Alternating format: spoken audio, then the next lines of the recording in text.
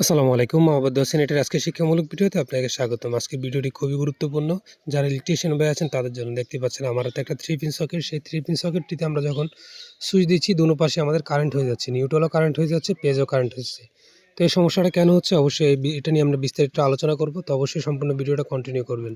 আমি বোর্ডের থেকে একটা আর্থিং নিয়েছি। আর্থিং নিয়ে আমরা নিউট্রাল লাগিয়ে দিচ্ছি। যখন নিউট্রাল লাগিয়েছি তখন পেজটা পুরোপুরি পাচ্ছে নিউট্রালটা।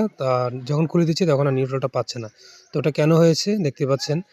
অবশ্যই যেখানে ওয়ারিং করেছে মিস্ত্রি সাহেব সেখানে একটু ভুল করে ফেলেছে। এই যে লাইনটা এসেছে সেটা হচ্ছে গিজারের একটা লাইনের থেকে এই লাইনটা সমস্যা হয়েছে। তো আমরা সম্পূর্ণ বোর্ডগুলো খুলে আবার সমস্যাগুলো সমাধান করার চেষ্টা করছি। তো আলহামদুলিল্লাহ দেখতেই পাচ্ছেন যখন আমরা গিজারের সুইচটা দিচ্ছি তখন আবার অটোমেটিকলি ঠিক হয়ে যাচ্ছে। যে সুইচটা আছে এখানে গিজারের, এই সুইচটা থেকে মূলত সমস্যাটা হয়েছে।